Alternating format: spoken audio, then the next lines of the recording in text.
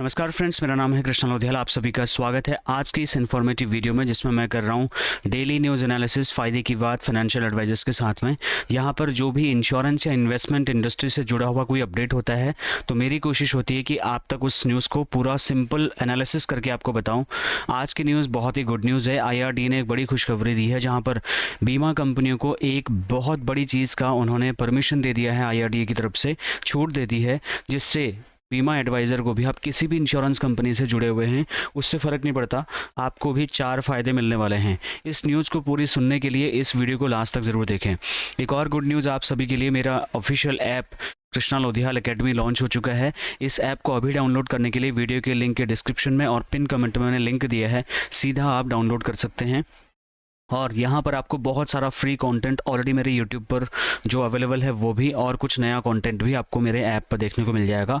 और जो paid subscribers हैं उनके लिए भी यहाँ पर हमने अलग से चीज़ें ऐड कर दी हैं। फ्रेंड्स, 365 दिन के चैलेंज में अभी हम 270 दिन से every single day without single fail 65 courses के कमिटमेंट्स को पूरा कर रहे हैं। 2017 से मैं इंश्योरेंस एडवाइजर्स के लिए कंटेंट बना रहा हूँ और आज तक 1150 के आसपास में वीडियोस मैंने आप लोगों के लिए बना दी हैं।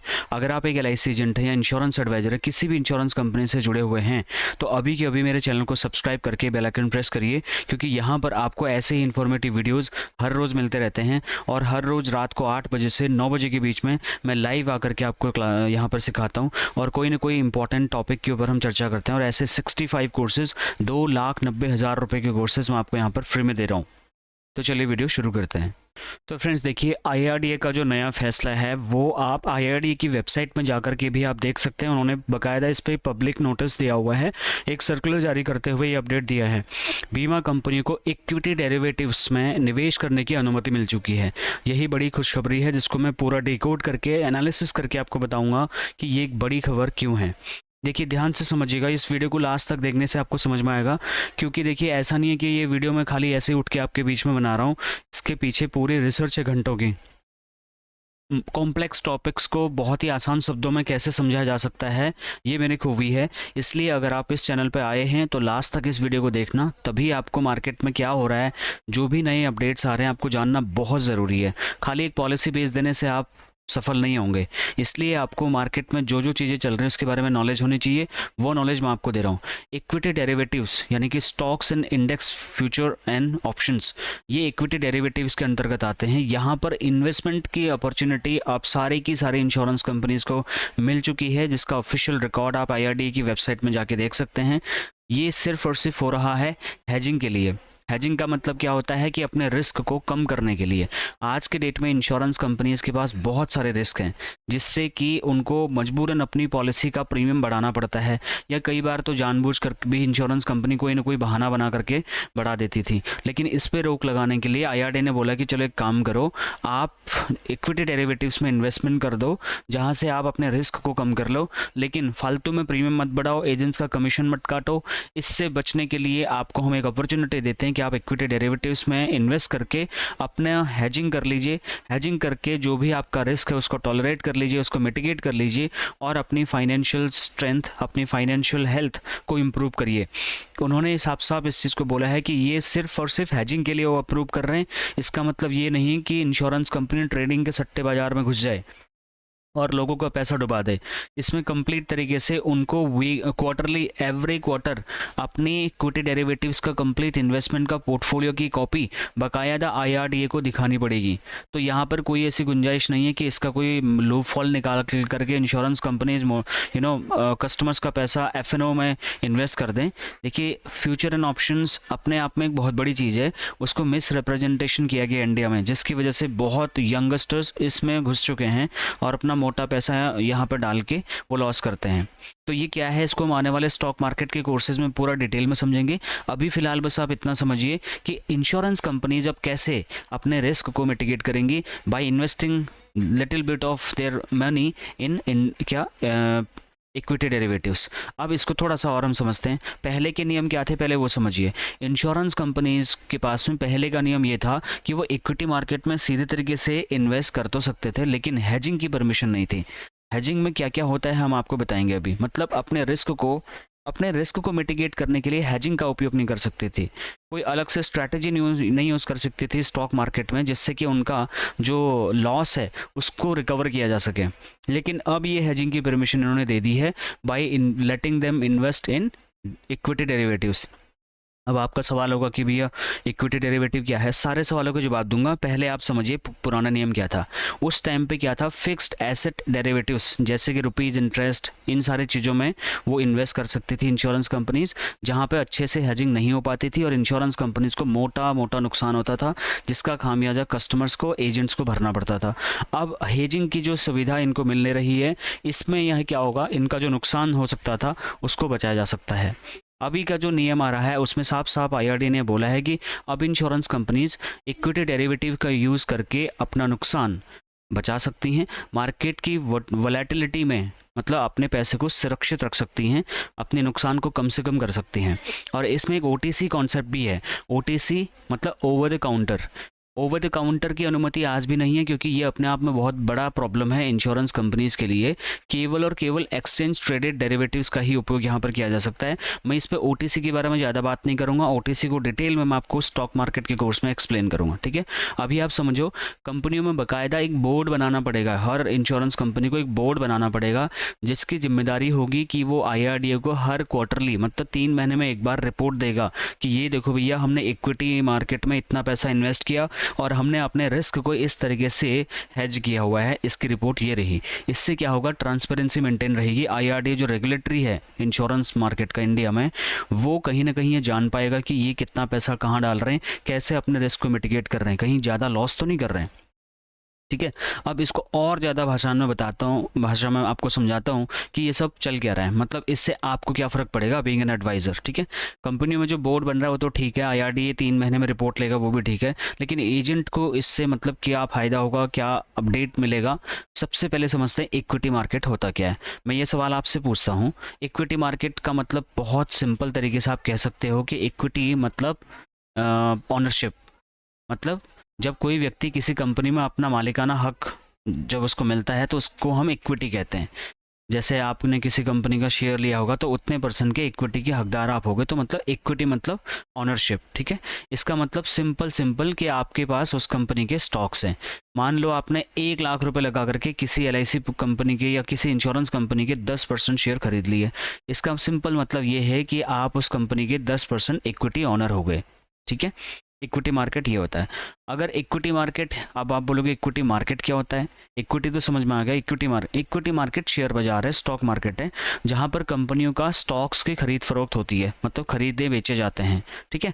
जब कोई व्यक्ति या आप कंपनी, किसी भी कंपनी के शेयर खरीदते हैं या उनको बेचते हैं, आप करोगे कहाँ पे, इसके लिए एक मार्केट है, ठीक है। जैसे सब्जी लेने के लिए सब्जी मंडी है, वैसे स्टॉक्स के खरीदने बेचने के लिए स्टॉक्स की मंडी है, उसी को हम स्टॉक मार्केट या इक्विटी मार्केट बोलते हैं, ठीक है। उसके बाद में आप समझो, इसको भी मैं एग्जांपल के तौर पर ऑलरेडी आपको बता चुका हूँ।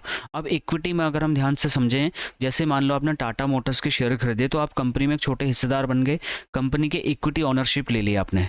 जब कंपनी का मुनाफा बढ़ेगा तो आपको शेयर की कीमत बढ़ी हुई दिखेगी, तो उसमें आपको भी फायदा होगा, क्योंकि आप कंपनी के इक्विटी ऑनर हो। जब बाजार में गिरावट आएगी तो एज अ ऑनर आपको उस गिरावट का हिस्सा बनना पड़ेगा और आपको भी नुकसान उठाना पड़ेगा। तो बीमा कंपनियां भी इक्विटी मार्केट में निवेश करती थी, कर रही हैं, लेकिन अब उनको बाजार का मतलब उनको एक रिस्क था कि बाजार अगर गिरता है, जैसे इस टाइम पे मार्केट पूरा खराब हुआ है, इस टाइम पे बहुत पैसा इंश्योरेंस कंपनीज का भी पैसा मार्केट में डूब रहा है। इस चीज़ से बचाने के लिए इंश्योरेंस कंपनीज को हेजिंग की परमिशन दी है कि आप इक्विटी डेरिवेटिव्स में पैसा लगाओ।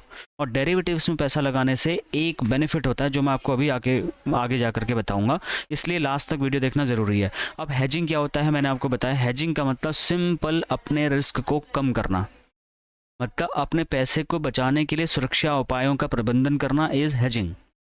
It is just a step-by-step process which help insurance companies to mitigate their risk, their possible losses in the stock market, ठीक है। इसको बोलते हैं hedging। अब इसको थोड़ा और, जैसे 100 करोड़, जैसे मान लो कोई कंपनी है, मेरी कंपनी है, मैंने 100 करोड़ रुपए का स्टॉक मार्केट में इन्वेस्टमेंट किया, लेकिन बाजार में गिरावट का टाइम चल रहा है इस टाइम पे, ठीक है। अगर शेयर बाजार गिर रहा है तो मेरी कंपनी को भी बहुत बड़ा नुकसान होगा कि नहीं होगा, अब आईआरडी ने को बोला कृष्णा भाई एक काम करो, तुमको मैं हेजिंग अलाउड कर रहा हूँ, तुम एक काम करो ट्रेडिंग सॉरी आप इक्विटी डेरिवेटिव में पैसा लगाओ जिससे आप अपने रिस्क को कम कर लो। अब इक्विटी डेरिवेटिव में क्या होता है, स्टॉक फ्यूचर्स एंड ऑप्शन, ये एफएनओ जिसको हम बोलते हैं, ये वही होता है इक्विटी डेरिवेटिव में सबसे इंपॉर्टेंट रोल। और भी चीज़ें होती हैं, मैं डिटेल में नहीं जाऊंगा, कॉम्प्लेक्स हो जाएगा, बहुत लोग नहीं समझ पाएंगे, तो अभी मैं थोड़ा सिंपल तरीके से समझा रहा हूँ आपको कि ये जो एफएनओ होता है फ्यूचर्स एंड ऑप्शन, ये इक्विटी डेरिवेटिव का सबसे इंपॉर्टेंट रोल है, इंपॉर्टेंट पार्ट है, ठीक है। अब अगर स्टॉक मार्केट गिरता है तो एक जो डेरिवेटिव है, डेरिवेटिव एक कॉन्सेप्ट है, कोई प्रोडक्ट कोई सर्विस नहीं है, ये एक फाइनेंशियल टूल है इक्विटी डेरिवेटिव।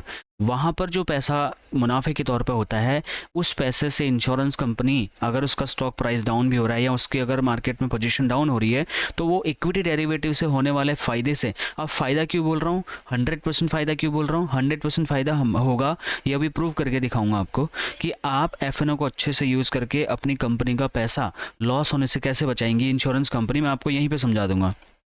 हेजिंग से क्या होगा, इंश्योरेंस कंपनी इसका नुकसान होने से बचेगा। इक्विटी डेरिवेटिव्स क्या होते हैं, मैंने बोला ये फाइनेंशियल इंस्ट्रूमेंट्स होते हैं, कोई प्रोडक्ट कोई ऐसा सर्विस नहीं होता, ये एक कॉन्सेप्ट है, फाइनेंशियल कॉन्सेप्ट समझ लो इसको, जिसमें इनकी कीमत जो स्टॉक मार्केट में पॉलिसी, जो इसका जो स्टॉक प्राइस होता है वहाँ पर डिपेंड करता है। अब इसको इन्वेस्टमेंट कंपनीज कह लो या फिर अभी हमारे पिक्चर में इंश्योरेंस कंपनीज हैं, वो हेजिंग के लिए इस्तेमाल कर सकती हैं डेरिवेटिव्स को। किस तरीके से यूज़ कर सकती हैं एग्जाम्पल के तौर पे भी बताऊंगा, लेकिन उससे पहले आपके कई सारे क्वेश्चंस होंगे कि यार इक्विटी डेरिवेटिव्स क्या है, ठीक है, ये मैंने आपको बता दिया। एलआईसी इक्विटी डेरिवेटिव का यूज़ कैसे करेगी ये भी मैं आपको बताऊंगा। क्या एलआईसी अपने जो अभी एलआईसी का जो मार्केट में जो स्टॉक प्राइस चल रहा है वो बहुत घट रहा है, क्या वो एफएनओ का यूज़ करके उस स्टॉक प्राइस जो घटता हुआ स्टॉक प्राइस है उसको कंट्रोल कर सकती है क्या, इसका भी जवाब दूंगा। और एलआईसी इक्विटी डेरिवेटिव में इन्वेस्ट करेगी कैसे, उसका प्रोसेस क्या है, ये मुझे भी तो पता चले, क्योंकि आप भी तो एक एलआईसी एजेंट है ना, तो ये कंपनी आपको नहीं बताएगी लेकिन मैं आपको बता रहा हूँ। देखो एलआईसी कैसे इक्विटी डेरिवेटिव में इन्वेस्ट कर सकती है, पहले उस चीज़ को समझते हैं। और अगर आपको पहले ये जानना है कि इक्विटी डेरिवेटिव का उपयोग करने से क्या एलआईसी स्टॉक मार्केट का लॉस रिकवर कर सकती है, नहीं कर सकती है, क्योंकि वो उसके हाथ में नहीं है। हाथ में क्या है एलआईसी के, कौन से लॉस को एलआईसी रिकवर कर सकती है वो समझो। एलआईसी जैसी इंश्योरेंस कंपनियां अपना पैसा शेयर बाजार में लगाती हैं, आप सबको पता है, लेकिन अगर शेयर बाजार गिरता है तो उनको भी नुकसान होता है और हर किसी कंपनी को नुकसान होता है। लेकिन अब यहाँ पे एक बड़ी प्रॉब्लम सामने आती है, अगर एलआईसी ने जो पैसा स्टॉक मार्केट में लगाया है, हर कंपनी के रेट मार्केट अगर गिर रहा है तो एलआईसी के स्टॉक प्राइस भी गिर रहे हैं, आप सब देख रहे होंगे, ठीक है, और एलआईसी का पैसा भी डूब रहा है, मतलब उनको भी नुकसान हो रहा है। इसका समाधान है एलआईसी को पुट ऑप्शन खरीदना पड़ेगा। पुट ऑप्शन किस में आता है, फ्यूचर एंड ऑप्शंस में। पुट ऑप्शन में क्या फ़ायदा होता है माय डियर फ्रेंड्स, जिससे अगर शेयर प्राइस गिरता भी है तो वो पहले से तय की हुई कीमत पर शेयर बेचकर अपने नुकसान से एलआईसी बच सकती है, एलआईसी जैसी कोई भी इंश्योरेंस कंपनी बच सकती है। अच्छा, यहाँ पे एक आपका क्वेश्चन ये आ सकता है, भाई क्या ये स्टॉप लॉस और पुट ऑप्शन दोनों सेम है? नहीं, एलआईसी का मतलब जो इन्वेस्टमेंट का पोर्टफोलियो से अगर मैं बात करूँ तो पुट ऑप्शन और जो स्टॉप लॉस होता है वो एक से नहीं होते। एलआईसी खुद के शेयरों की कीमत को सीधा कंट्रोल नहीं कर सकती, जैसा कि मैंने आपको बताया था, वो सिर्फ और सिर्फ ये इक्विटी डेरिवेटिव का यूज़ करके अपने इन्वेस्टमेंट को सेफ रख सकती है, इन्वेस्टमेंट को नुकसान होने से बचा सकती है, ठीक है। अब यहाँ पर जो बीमा कंपनियां शेयर बाजार में सीधे निवेश कर सकती थी, पहले के नियम में वापस आ जाइए, एक बार हम रिमाइंड करा रहा हूँ आपको, लेकिन अपना जोखिम कम करने के लिए उनके पास में इक्विटी डेरिवेटिव का कोई एक्सेस नहीं था, ठीक है। अब नया नियम ये आ गया कि आईआरडी ने बोल दिया कि अब आप इक्विटी डेरिवेटिव का यूज़ कर लो और अपने कंपनी की पोर्टफोलियो को वोलेटिलिटी का यूज़ करके आप हेजिंग करके अपना रिस्क आप कम कर लीजिए, ठीक है। तो वहाँ पर इक्विटी डेरिवेटिव को सिंपल एग्जांपल, जैसे एलआईसी ने टाटा मोटर्स के 10,000 शेयर लिए, ठीक है, और पर शेयर 600 रुपये प्रति शेयर के हिसाब से एलआईसी ने खरीदा। लेकिन एलआईसी को ऐसा लगता है कि यार कल को टाटा, अभी जैसे रतन टाटा जी नहीं रहे, तो टाटा का जो स्टॉक प्राइस है वो कल को मतलब गिर सकता है। अब एलआईसी आज की डेट में जैसे 10,000 शेयर ले रही है, तो एलआईसी पुट ऑप्शन लेकर के क्या करेगी, अगर मान लो टाटा शेयर का प्राइस कल को 600 से गिर के 500 हो जाता है, मतलब 100 रुपये लूज़ कर देता है, तो एलआईसी को एक झटके में 10 लाख रुपए का नुकसान हो सकता है कि नहीं हो सकता है, ये आपको भी हो सकता है।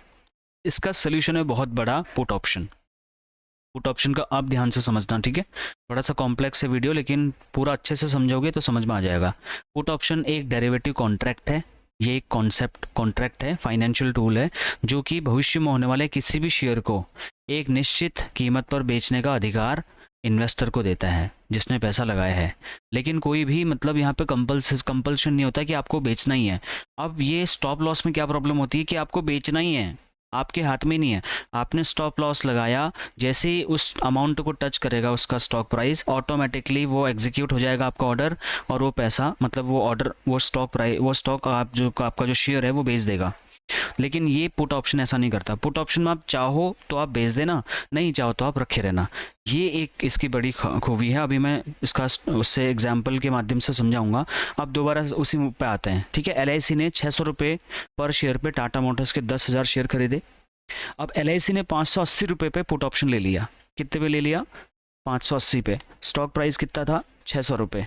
अब अगर स्टॉक मार्केट में डाउनफॉल आता है और 500 रुपये तक भी अगर गिर जाता है, तो भी LIC अपना जो अमाउंट 580 रुपये का, मान लीजिए टाटा मोटर्स का शेयर 300 रुपये का हो गया, खुद LIC के स्टॉक प्राइस की आप बात करो 1175 रुपये का था। अगर LIC इसी पे इन्वेस्ट दोबारा करता या किसी थर्ड पार्टी कंपनी से अपनी स्टॉक प्राइस में अगर LIC इन्वेस्ट करता 1175 पे जैसे इन्वेस्ट करता, और LIC ने जो पुट ऑप्शन रखा वो मान लो LIC ने रख लिया 1000 रुपये।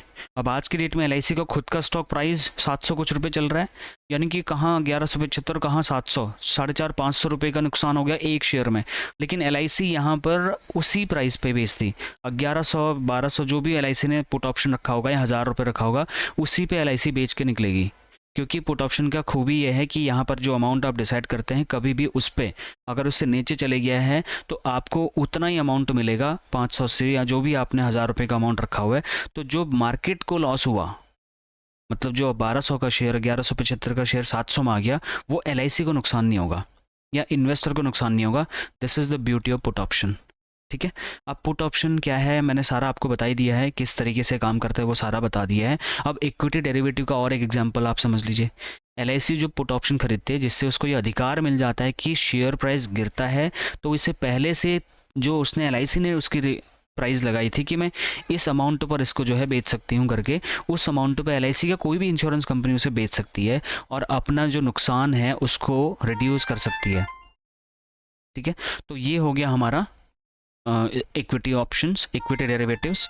और इक्विटी डेरिवेटिव में जो है कंपनी अपने नुकसान को बचा सकती है। इसका क्या नतीजा हुआ? LIC ने इक्विटी डेरिवेटिव यानी कि पुट ऑप्शन का इस्तेमाल करके बाजार जो गिर रहा था वहाँ पर अपने पैसे बचा लिए, क्योंकि उसने 1175 के स्टॉक प्राइस पे 1000 रुपये तक का वो लगा लिया था पुट ऑप्शन। और भले ही प्राइस 300 रुपये हो जाए, LIC को पर शेयर का जब वो बेचेगी तो उसको 300 रुपये पर शेयर नहीं बेचना पड़ेगा, 1000 रुपये पर शेयर का पैसा LIC को मिलेगा। ये होता है पुट ऑप्शन, ठीक है। इस तरीके से IRD ने बहुत बड़ी मदद करी है। अभी आपका क्वेश्चन ये हो सकता था कि क्या पुट ऑप्शन और स्टॉप लॉस दोनों सेम है, तो मैंने बोला था नहीं, पुट ऑप्शन और स्टॉप लॉस दोनों सेम नहीं है। अब यहाँ पे स्टॉप लॉस में क्या होता है, ये स्टॉप लॉस मतलब कोई स्ट्रैटेजी नहीं है, ये एक ऑर्डर है जो ऑटोमेटिक ऑर्डर है। मतलब अगर LIC के स्टॉक प्राइस में जैसे इन्वेस्ट किया होगा, पहले मान लो आपने इन्वेस्ट किया और LIC का स्टॉक प्राइस था 1175, आपने स्टॉप लॉस लगा दिया 1000 रुपये पे। जैसे ही LIC का स्टॉक प्राइस 1000 को टच करेगा, डाउनफॉल में आएगा, ऑटोमेटिक आपके जितने LIC के शेयर्स आपने रखे हुए हैं, जितने आपने ऑर्डर्स में रखे हुए हैं, वो सारे के सारा सेल आउट कर देगा। अब आज की डेट में 1000 से नीचे आ गया तो आपका जो नुकसान है वो थोड़ा कम कर सकता है ये। अब मार्केट अगर डाउन गई तो, लेकिन वो तुरंत एग्जीक्यूट कर देगा। अब मान लो LIC का स्टॉक प्राइस 1175 से घट के 1001 आएगा तो भी ये स्टॉप लॉस एग्जीक्यूट नहीं होगा, ये केवल 1000 पे ही मतलब एग्जीक्यूट होगा। और जैसे ही ये 1001 के बाद फिर पता चल रहा 1500 हो गया तो आपको स्टॉप लॉस लगाने का कोई फ़ायदा नहीं होगा ना। तो स्टॉप लॉस इस तरीके से आपको बहुत बड़ी हेल्प नहीं कर सकता है। लेकिन अगर वहीं पे अगर आपने पुट ऑप्शन लगाया, पुट ऑप्शन में आप जिस अमाउंट पे भी पुट ऑप्शंस लगाओगे तो वहाँ पर वो अमाउंट आपको मिलने की गारंटी होती है। स्टॉप लॉस इसलिए ज़्यादा हेल्पफुल नहीं होता है, ठीक है। तो ये मैंने आपको डिटेल में बता दिया। स्टॉप लॉस क्या है? एक ऑर्डर है जो कि शेयर प्राइस गिरते ही ऑटोमेटिकली ट्रिगर हो जाएगा, आपका कोई कंट्रोल नहीं होगा। लेकिन पुट ऑप्शन में ये एक तरीके से इंश्योरेंस ही समझ लो, जो LIC को ज़्यादा नुकसान होने से बचा सकता है, ठीक है। मार्केट भले ही कितना ही गिर जाए कोई दिक्कत नहीं है। अब अगर LIC को 100% से रक्षा चाहिए तो पुट ऑप्शन एक ज़्यादा बेटर ऑप्शन है इंस्टेड ऑफ स्टॉप लॉस। तो स्टॉप लॉस तो शेयर बेच देता है लेकिन नुकसान को पूरी तरीके से रिकवर नहीं कर सकता, लेकिन पुट ऑप्शन नुकसान को काफ़ी हद तक रिकवर करने के लिए अच्छा है। अब एजेंट को यानी कि आप अगर LIC एजेंट है या किसी भी इंश्योरेंस कंपनी के अगर आप एजेंट है तो आपको क्या फ़ायदा, देखो ध्यान से समझिए। बीमा कंपनियों का निवेश अब अधिक सुरक्षित होगा, जिससे उनकी वित्तीय स्थिरता यानी कि फाइनेंशियल स्टेबिलिटी बढ़ेगी। जब हमारे लॉसेस कम हो जाएंगे तो डेफिनेटली हम ज़्यादा बोनस अच्छे दे पाएंगे ना, या हम अच्छे तरीके से नई नई पॉलिसीज सस्ते रेट पे ऑफर कर पाएंगे लोगों को। इससे एजेंट का भी तो फ़ायदा होगा, उसको ज़्यादा क्लाइंट्स मिलेंगे। दूसरा, जब कंपनीज़ का रिस्क कम होगा तो क्लेम सेटलमेंट करने में दिक्कत नहीं होगी, इंश्योरेंस कंपनीज क्लेम अच्छे से सेटल कर पाएंगी। और मार्केट की अस्थिरता से बचाव होने के कारण में क्या होगा, लंबे ड्यूरेशन की पॉलिसीज़ अच्छे से लोग चला पाएंगे क्योंकि इंश्योरेंस पॉलिसी का प्रीमियम कम होगा और इंश्योरेंस पॉलिसी काफ़ी अट्रैक्टिव इंश्योरेंस पॉलिसीज़ कंपनियां लॉन्च कर पाएंगी। एजेंट्स के लिए अलग से फ़ायदा अगर ये होगा कि वो अपने कस्टमर्स को नए नए जो रूल्स रेगुलेशंस आ रहे हैं, जो इंश्योरेंस कंपनीज़ की अच्छी फाइनेंशियल रिपोर्ट हैं, उनको दिखा करके आप कस्टमर का ट्रस्ट जीत सकते हो। तो कुल मिलाकर के IRDA का जो ये फैसला है मेरे हिसाब से एक बहुत बड़ा अच्छा पॉजिटिव फ़ायदा मतलब एक स्टेप है जो कि इंश्योरेंस कंपनीज़ के नुकसान को, क्योंकि आफ्टरऑल हर कोई इंश्योरेंस कंपनी कुछ कुछ अमाउंट स्टॉक मार्केट में भी इन्वेस्ट करती है क्योंकि उसको भी पैसा मल्टीप्लाई करना है, भले ही वो कस्टमर को नहीं बताती है।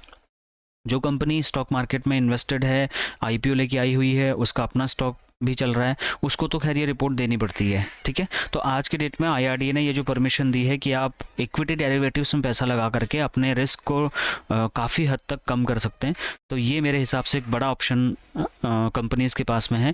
इस न्यूज़ पर आपकी क्या राय है ये कमेंट करके आप मुझे ज़रूर बताइए। पर्सनल बिजनेस कोचिंग 2.0 के बारे में नहीं पता, आपकी जानकारी के लिए बताऊँ, यहाँ पर आपको 16 बेनिफिट मिलते हैं, जैसे आपका कंप्लीट रिव्यू कॉल मिलता है, ऑडिट कॉल मिलता है, एवरी सिंगल वीक मैं डायरेक्टली आपको पर्सनल कोचिंग देने के लिए कॉल करता हूँ।